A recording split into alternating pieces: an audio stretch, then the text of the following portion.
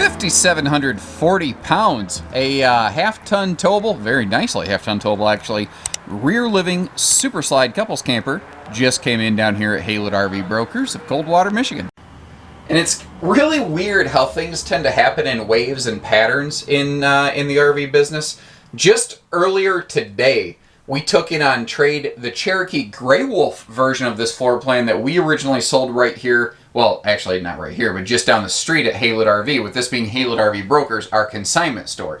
Now, this is the place where we sell RVs on behalf of owners who aren't using them, or, for 100 different reasons, really. Don't let that screw up your head too much, though. As far as it really works from your perspective as a future owner, it's basically just another used camper that we have for sale. Whether it's hitching, pieces, parts, trades, finance, and everything between. Give us a call. We do it all. Haylett RV Brokers. Now, whenever I get something in, whether we are representing it for ourselves in our used inventory or on consignment, I always do my best to try to represent it fairly. And if you take a little bit of a look down here, there's a couple spots down there. I don't know what they're from.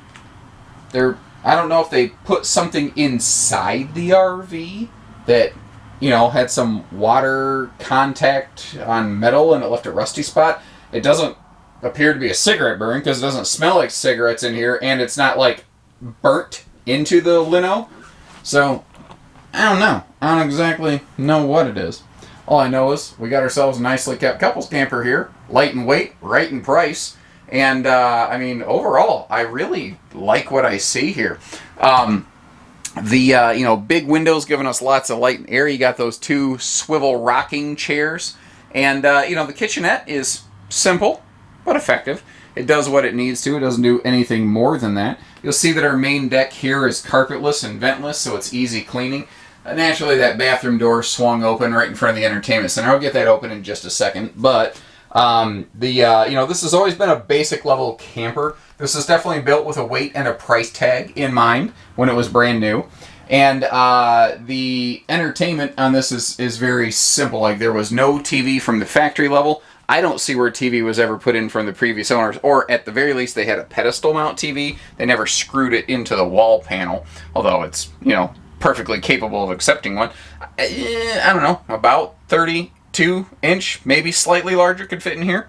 And that is a CD stereo system. I don't believe that is even DVD. So again, very basic entertainment setup. It's actually kind of amazing how far in terms of entertainment stuff the RV industry has advanced in such a short span of time, The bathroom here is interesting. I kind of like the layout, but again, with this being a simpler, more price-pointed camper, I always try to shoot people straight, because you're looking here, like, there's no skylight, which was an optional piece of equipment. However, interestingly, there is a light in here.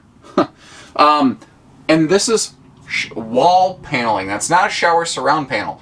Don't let that really spook you too much, though. Here's what you do with a camper like this. And this is how campers existed for the better part of 40 years. When you're done taking a shower, you take your towel, wipe down the walls real quick, and you're done, son. That's all she takes.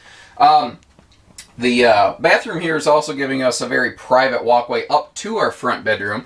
There is a sliding privacy door for that. Now, if you notice how deep that compartment is just above the toilet, that is how deep this nice handy linen cabinet right here is. So moving forward, this is a Camp Queen bedroom. You could squeeze a True Queen into it. It is going to get awful, awful tight around the bed if you do that. Now, there is a direct entry door here into the bedroom for fire code safety reasons. It has a deadbolt, though, so if you don't want people coming in, you don't ever got to worry about it. I don't know how much of it the camera's picking up. You might be able to hear some of the road traffic on the highway just outside the building. That's because the ceiling vent covers in the living room, kitchen area, and the bathroom have like max air vent covers on them. So they have been left open, and the RV has been able to breathe and doesn't smell musty and moldy in here. But it does mean that we are able to hear outside a little bit. Now, if my camera work is a little more shoddy than usual, it's because I'm holding the camera with one hand instead of two, and I've got an umbrella in the other hand. It's just starting to sprinkle over here, and I don't really feel like getting a digital camera soaked and screwed up or anything like that. So this, it's weird. The shower surround paneling and the shower skylight, neither of which are present on this RV, were both available options when this was built. And the dealership that built and requested this RV didn't add those options, but they did add a power tongue jack and power stabilizers. It's just, it seems like if you're going to do one, you do the other. But neither here nor there. I don't suppose it matters. It's not how I would have built it, but I didn't build it. If you're curious, in today's market, we kind of carry this thing. So Salem and Wildwood are sisters. The only difference is just the exterior paint package and decals. So, you know, campers similar to this today, and the more, you know, the Wildwood X Lite, which has kind of jumped forward in trim package from when this was built, we have those available. Not to mention Grey Wolves and Catalinas and Jaycos and every other darn thing down there. The front skin on this, I just kind of realized, this is when they were still building these with a blunt nose. They hadn't transitioned to the radius front nose on that yet. But they still have that extra thick front aluminum skin. The underbelly of this is not enclosed. However, as a Wildwood dealer, something I'm aware of is that all of your pipes and plumbing and everything, they're actually not exposed.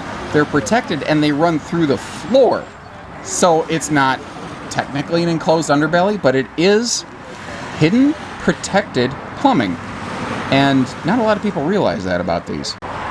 And just like the Salems or Wildwoods of today, you've got 12-inch on center floor studs with 5/8 tongue and groove flooring, 16-inch on center wall and roof studs, 3/8 fully walkable roof decking. A lot of times when people see no ladder, they assume not walkable. That would not be accurate in this case, although historically that was very accurate. In today's market, it is less so. Power awning and with LED lighting, which is kind of handy. Tires look good, skin looks good. Overall, you know, looks good. So give us a call here at Haylett RV Brokers of Coldwater, Michigan, and we'll get you camping. Hitching, pieces, parts, trades, finance, and everything in between. Take care, stay safe, have fun, and happy camping, everyone.